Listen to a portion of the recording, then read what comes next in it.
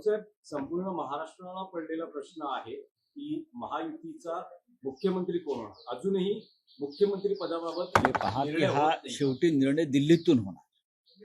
महाराष्ट्राचा मुख्यमंत्री हा खरं म्हणजे महाराष्ट्रातच ठरायला हवा.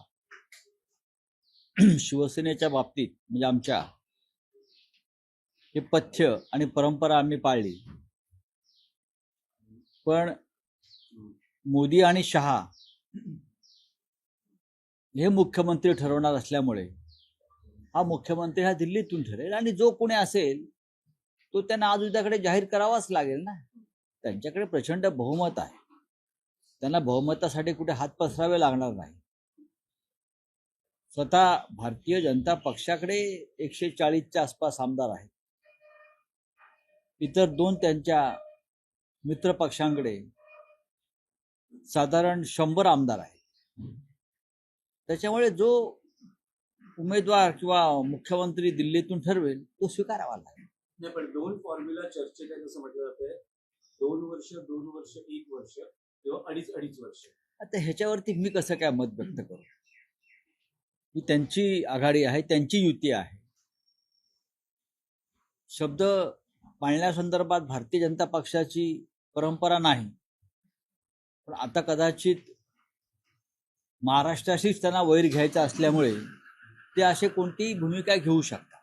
पण राऊसाहेब, एक असं म्हटलं जातं आता महायुतीचं कसं महाविकास आघाडीचं आहे, पराभवाचं चिंतन होतंय. त्यात पराभवाचं काँग्रेसमध्ये हा काय आहे, नाना पटोले यांच्यावर खापर फोडलं जात आहे.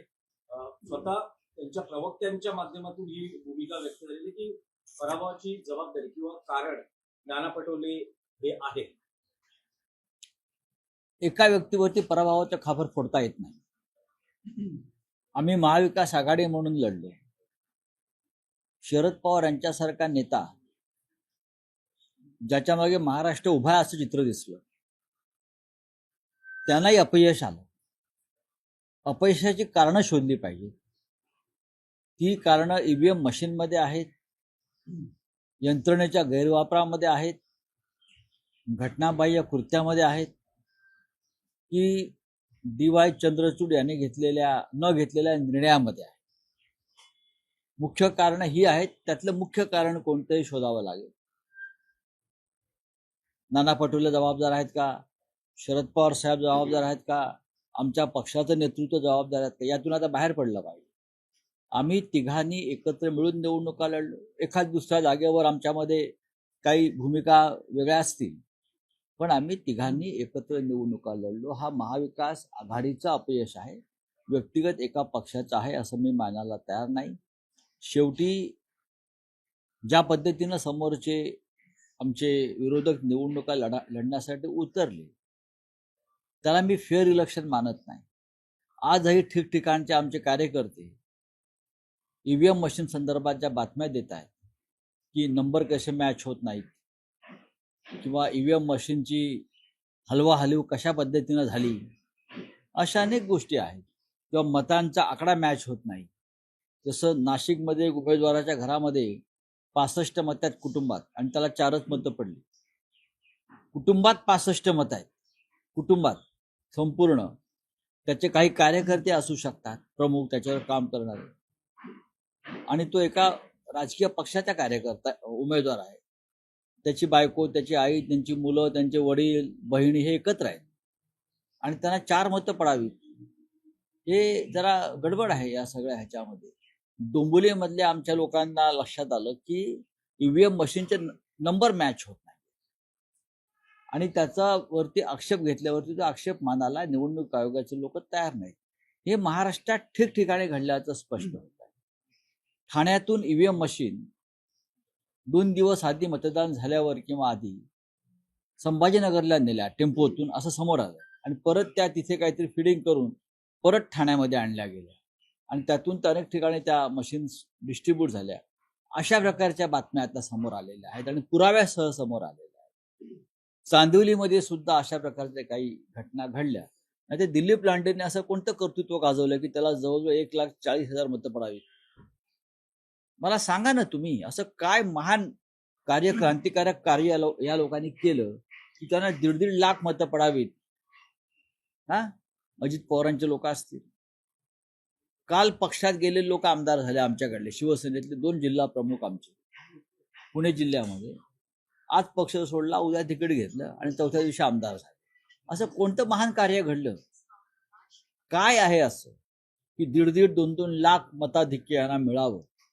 ह्याच्यामुळे संशयाला जागा आहे. आणि प्रथमच मला आश्चर्य वाटतं की पवार साहेबांनी आतापर्यंत कधी अशा प्रकारचा संशय व्यक्त केला नव्हता मशीनच्या बाबतीत. काल त्यांनाही असं वाटलं की काहीतरी गडबड आहे. नाही पण त्यांनी तक्रारी आल्या आहेत, कारण तुम्ही जे नावं दिलं डोंबिवली, चांदिवली, दहिसर मध्ये सुद्धा मनसेच्या उमेदवारांनी केले. होय. धुळे ग्रामीण आहेत ना. एकाची संस्था होती, त्याच्या कार्यकर्त्यांनी मत दिली असताना मनसे शून्य मत मिळाली. शून्य मत आहे. किती तक्रारी आहेत? जवळजवळ माझ्याकडे आमच्याकडे आता 450 तक्रारी जमा झालेल्या आहेत ईव्हीएमच्या संदर्भात. आणि आम्ही त्या वेळेला आक्षेप घेऊन सुद्धा त्याची दखल घेतली गेली नाही. अशा वेळेला ह्या निवडणुका सरळ मार्गाने झाल्या असं तुम्ही कसं म्हणू शकता? म्हणून माझी परत मागणी आहे, हा निकाल तसाच ठेवा आणि पुन्हा ही निवडणूक बॅलेट पेपरवरती घ्या आणि मग निकाल पहा काय लागतो. घ्या ना. सकाळी 10:30 वाजेपर्यंत पोस्टल मतदान जे आहे, पोस्टल बॅलेट जे मतपत्रिकेवर होत, त्याच्यामध्ये आम्ही आघाडीवर आहोत सर्वत्र. मतपत्रिकेवर जे मतदान मोजलं गेलं सकाळी, त्याच्यामध्ये महाविकास आघाडी ही आघाडीवर आहे. तो कल आहे, तो ट्रेंड आहे त्या भागातला. आणि तासाभरामध्ये आम्हाला जागाच मिळत नाही. हे शक्य आहे का? मला सांगा ना तुम्ही. पण राऊत साहेब, जाणार आहात राऊत तुम्ही? साहेब. काय नेमकं करणार काय आहात? कारण असीम सरोदे बघा, आम्ही रडीचा डाव खेळत नाही की आम्ही हरलो म्हणून नाही बोलतो. बॅलेट पेपरवर निवडणुका घ्या हे आम्ही गेले 10 वर्ष सांगतो. आता ते म्हणतील की झारखंडला जिंकला नाहीत का? मग झारखंडला तुम्ही जिंका, महाराष्ट्र आम्ही जिंकतो ना, असं करा ना एक दिवस. झारखंडला जिंकला नाहीत का? हा, तुम्ही एक दिवस असं करा मग ईव्हीएम मशीन मध्ये घोटाळे करून. यावेळेला झारखंड आम्ही जिंकतो, महाराष्ट्र तुम्ही जिंका. आता उत्तर प्रदेश बरोबर एखादं लहान राज्य असेल ना कुठलं, तर ते लहान राज्य विरोधी पक्षाला जिंकायला देतील ईव्हीएमच्या माध्यमातून आणि उत्तर प्रदेश बिहार ते जिंकतील. पवार साहेबांनी व्यक्त केलेली शंका जी आहे, प्रथमच त्यांनी अशी शंका व्यक्त केली. राऊत साहेब, भाजपच्या इतक्या मोठ्या यशाचं सूत्र हे प्रादेशिक पक्षांमधली मतविभागणी, मग शिवसेना असेल किंवा एनसीपी असेल. शिवसेनेची 2 गटांमध्ये विभागणी, एनसीपीची 2 भारतीय गटांमध्ये जनता विभागणी, पक्षाचं असंही अनालिसिस केलं जातं. नक्कीच आहे, त्या पद्धतीनं सुद्धा केलं आणि काही तांत्रिक बिघाड सुद्धा, घोटाळे सुद्धा केले. फोडा झोडावर राज्य करा, डिवाइड अँड रूल. हे काय म्हणतात, एक आहे तो सेफ आहे. जे एक आहेत त्यांना तोडायचं, जे एक आहेत त्यांच्यामध्ये दुफळी निर्माण करायची, मतविभागणी करून घ्यायची. त्यासाठी प्रचंड पैसा, दबाव, यंत्रणा वापरायच्या आणि निवडणुका जिंकायच्या. हे मोदींचं यश आहे. मोदी काय देशाचे नेते आहेत असं मानायला तयार नाही मी अजून. देशाचे नेते पंडित नेहरू होते, इंदिरा गांधी होत्या, राजीव गांधी होते, मनमोहन सिंग सुद्धा होते. कारण त्यांनी या देशातली लोकशाही आणि अखंडता टिकवण्यासाठी आपलं आयुष्य वेचलं आणि त्यांनी अशा प्रकारचं कृत्य केली नाही. राऊत साहेब, तुम्ही कालही म्हणाला, आजही तुम्हाला हा प्रश्न विचारतोय. हे निकाल पाहता आता महाराष्ट्रात 2 भाऊ उद्धव ठाकरे, राज ठाकरे यांनी मराठी मतांची विभागणी टाळण्यासाठी एकत्र मराठीच आलं कशाला? पाहिजे. हे लक्षात घ्या, हा प्रश्न फक्त राज ठाकरे आणि उद्धव ठाकरे यांचा नाही. ज्यांना ज्यांना या महाराष्ट्राविषयी प्रेम आहे अशा प्रत्येकानं, मग प्रकाश आंबेडकर सुद्धा असतात, ते मराठी नाहीत का? ते महाराष्ट्राचे कोणी देणं लागत नाहीत. संयुक्त महाराष्ट्राच्या लढ्यात डॉक्टर बाबासाहेब आंबेडकरांचं योगदान आहे. आणि महाराष्ट्रामध्ये मराठी माणूस एक राहिला नाही तर हा महाराष्ट्र, मुंबई ही हमालांची आणि पाटीवाल्यांची होईल, असं डॉक्टर आंबेडकरांनी तेव्हा इशारा दिलेला आहे. आज नेमकं तेच होत आहे. त्याच्यामुळे महाराष्ट्रावर प्रेम करणाऱ्या प्रत्येक राजकीय पक्षाचं आणि नेत्याचं योगदान आहे. मग कोणी भारतीय जनता पक्षामध्ये असते, कोणी शिंदे गटामध्ये असते, खरोखर त्यांच्या काळजामध्ये काय घरघर लागले असेल तर ते एक होते. नाही, पण राऊत साहेब, मी यासाठी स्पेसिफिक विचारतोय, गेल्या 10 वर्षात म्हणजे 2014 पासून ठाकरे ब्रँडला उतरती कळा लागली आहे. हे पाहता ठाकरे ब्रँड खतम करावा यासाठीच मोदी आणि शहाचं संपूर्ण कारस्थान सुरू आहे ना. या महाराष्ट्रात ठाकरे, उद्धव ठाकरे यांनी या महाराष्ट्रामध्ये ठाकरे ब्रँड राहूच नये, शरद पवारांचं नाव राहू नये. उद्या जर छत्रपती शिवाजी महाराजांच्या बाबतीत जो जो महाराष्ट्राचा मराठा अस्मितेचा ब्रँड आहे तो कोणीही राहू नये, हे मोदी आणि शहांचं कायम एक दुःस्वप्न आहे, लक्षात घ्या. आम्हाला असं वाटतं की मराठी माणसांनी महाराष्ट्रासाठी एकत्र असायला पाहिजे, मग ते कोणीही असोत. आणि राग, लोभ, अहंकार, द्वेष, मस्त हे बाजूला ठेवून आपण एकत्र येऊन चर्चा केली पाहिजे. हे माझं म्हणणं सगळ्यांसाठी आहे. तुम्ही व्यक्तिगत कोणाविषयी घेऊ नका. थँक्यू.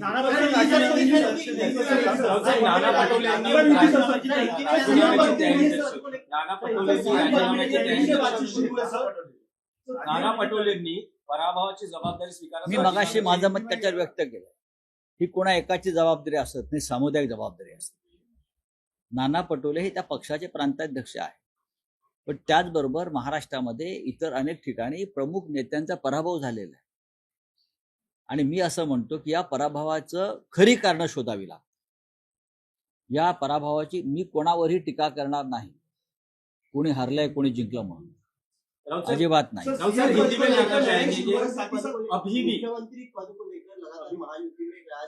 बात ऐसी है भाई कि फैसला नहीं हो रहा है, फैसला हो जाएगा.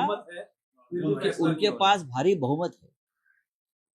बहुमत इतना बड़ा है कि वो निर्णय कुछ भी ले सकते, किसी को भी मुख्यमंत्री बनाकर दिल्ली से भेज सकते. महाराष्ट्र का मुख्यमंत्री दिल्ली तय करेगी, मोदी शाह तय करेगी. वो मुख्यमंत्री ऐसा रहेगा जिससे गुजरात को ज्यादा फायदा जो कर सकता है वही नेता मुख्यमंत्री होगा. महाराष्ट्र के फायदे की बात नहीं होगी, मराठी मानुस के फायदे की बात नहीं होगी, लेकिन ये उनका फैसला होगा.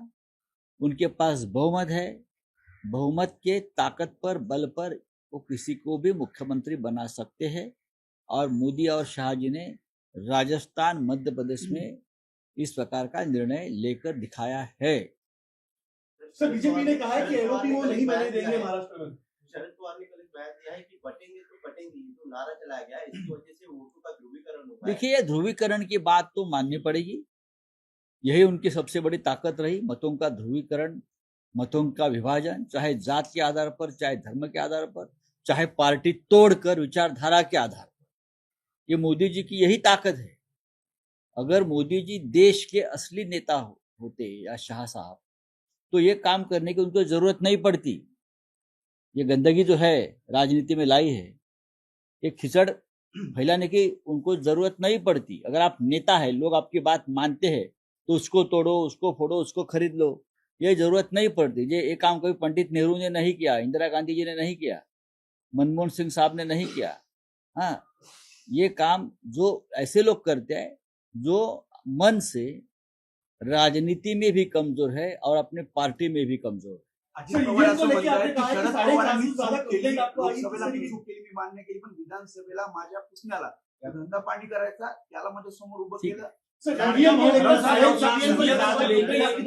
सवाल उठाए जा रहे हैं. महाराष्ट्र में 400 से भी ज्यादा कंप्लेंट्स हमारे पास आई है ईवीएम के बारे में.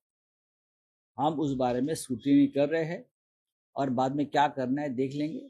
अभी हमारे नासिक के कैंडिडेट है, हमारे पार्टी के नहीं, उसके घर में, उसके फैमिली में एक साथ रहते हैं लगभग 70 मेंबर है. माँ है, बच्चे है, बहन है, बीवी है, भाई है, उनके नौकर है, उनके कार्यकर्ता है. 65 लोगों का एक फैमिली है, उनको 4 वोट पड़े हैं. ऐसा कैसा हो सकता है? ऐसी बहुत जगह से हमको कंप्लेंट्स आई है और ईवीएम ये बहुत बड़ा मुद्दा इस चुनाव में रहा. इसलिए हम इस बार कहते हैं कि ये जो निर्णय है वो आप रखिए, लेकिन महाराष्ट्र में आप ये चुनाव फिर एक बार लेकर मतपत्रिका बैलेट पर लीजिए और हमें दिखाइए कि हमारा फैसला ईवीएम का सही है. अगर बैलेट पर आप जीतते हो, देखिए पोस्टल बैलेट पर जो काउंटिंग हो गया महाराष्ट्र, उसमें तो महाविकास आघाड़ी का सब जगह पर हमने आगे है, हम लीड पर है. 140 145 सीट पर हम लीड पर है. बैलेट पेपर पर जो चुनाव और काउंटिंग हो गया, तो अचानक 1 घंटे में हम नीचे कैसे आ सकते? और इतने नीचे क्या ये पॉसिबल है? शरद पवार जैसा नेता, महाराष्ट्र उसके पीछे खड़ा था इस बार. उनको जिस तरह से सीटें मिली है, या अजित पवार को सीटें मिली है, ये कौन सा निर्णय है? इसके लिए ये जो सब खिचड़ हो गया ना महाराष्ट्र में, मिस्टर चंद्रचूड़ जिम्मेदार है।